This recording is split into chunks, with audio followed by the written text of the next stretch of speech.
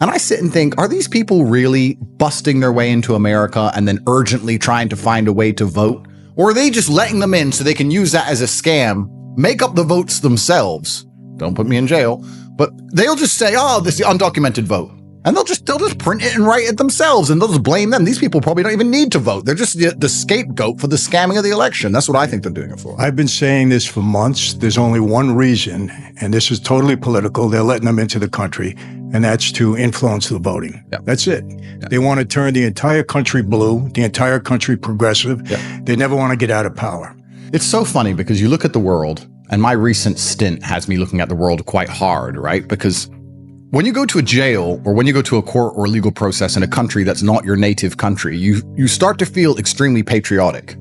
It's weird because I left the UK 10 years ago and I've been in Romania for a very long time. But when you're standing in a Romanian court and there's a Romanian national anthem and a Romanian symbol and everyone's talking in Romanian and you're just standing there like, I don't stand up. You don't speak Romanian. No, I don't speak Romanian. I don't have a clue what's being said. It's just like jail. You're like, Right. What? So you kind of feel patriotic. And then I'm looking at my host nations and I'm trying to find, or looking at the world and trying to find somewhere I can feel home again, because I felt home here until this happened to me. We can go deeper down the rabbit hole as to whether America actually did this to me by proxy. That's another question.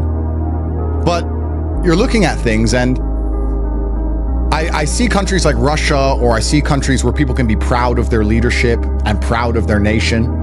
And I'm truly jealous. I'm heartbroken when I see young Russian men who believe in Putin and believe in Russia and believe in the country. That must be such a beautiful feeling. I can't be patriotic like I want to be because our leadership is garbage. They're throwing the country down the drain. They're doing it on purpose. And you have to look at who you can't criticize, because I don't truly believe freedom of speech exists anywhere. There's this idea that America has freedom of speech. That's a lie. Nowhere in the world has freedom of speech. There's always a class of people you cannot criticize. You can't go to Russia and criticize Putin. You can't live in Saudi and criticize the king or Islam. In America, you can't criticize trans, George Floyd, all this other garbage. And I'm like, well, if every single country on earth is going to have these taboo subjects, at least if you're not criticizing the leader who you believe has a national interest in improving that's okay. You may not agree with everything your leader does, but if you know he's trying to help the country, you can be like, okay,